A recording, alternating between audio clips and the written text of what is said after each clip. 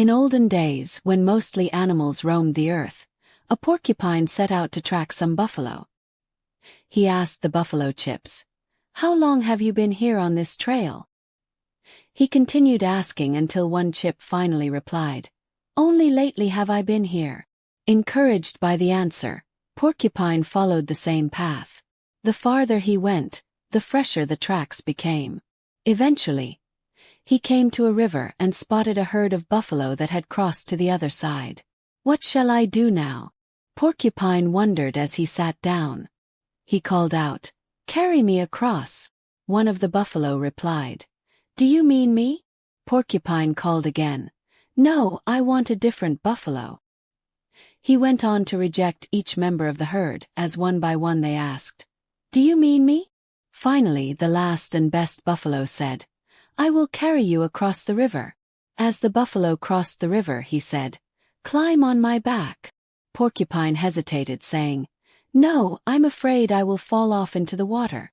The buffalo then suggested, "Then climb up and ride between my horns." Again Porcupine replied, "No, I'm sure I'll slide off into the river." The buffalo offered various other ways to carry him, but Porcupine protested each time.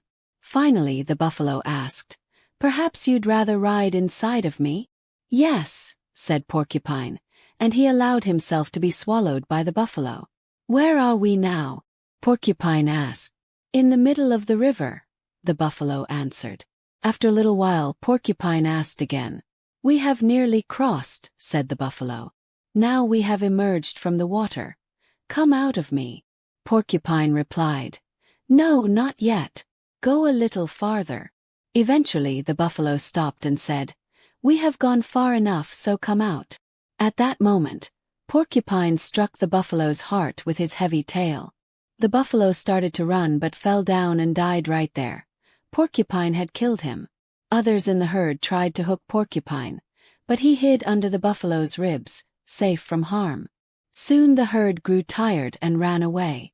Once the coast was clear, Porcupine emerged and exclaimed, "I wish I had something to butcher this nice big buffalo with." Nearby, Coyote, who had been sleeping, woke up and came over. "Here is my knife for butchering," Coyote said. Together they approached the buffalo. "Let him butcher who can jump over it," said Coyote. Porcupine ran and jumped, but he only managed to get part way over the buffalo. Coyote, however, leapt entirely over it, not touching the dead animal, and began to butcher it. After a while he handed the paunch to Porcupine, saying, "Go wash it in the river, but don't eat it yet." Porcupine took it to the river, washed it, and then bit off a piece. Seeing what Porcupine had done, Coyote grew very angry. "I told you not to eat any of the paunch," he shouted. In a fit of rage, Coyote picked up a club and killed Porcupine, placing him beside the buffalo before returning home. When Coyote arrived, he told his family, "I have killed a buffalo and a porcupine. Let us go and carry them home."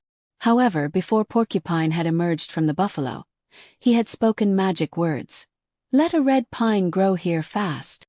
Instantly, a tall red pine began to grow beneath the meat and Porcupine, lifting both high into the air. Miraculously, Porcupine came back to life. When Coyote and his family reached the site, they were surprised to find that all the meat was gone. They began searching for it. "I wish they would look up," Porcupine thought to himself.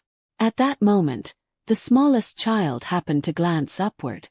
"Oh!" he exclaimed, and the entire family looked up to see Porcupine perched atop the meat in the tall red pine tree.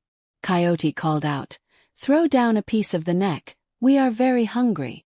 Porcupine replied, "Yes, but first place that youngest child a little farther away."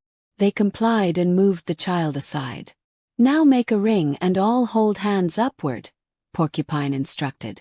The family joined hands and held them up. Taking advantage of the moment, Porcupine threw down several pieces of buffalo meat, killing Coyote and those in the ring. Next, Porcupine tossed down the rest of the meat and climbed down from the tree. He took care of the young Coyote, feeding him as much meat as he desired. Porcupine then gathered all the meat he could carry and returned to his home.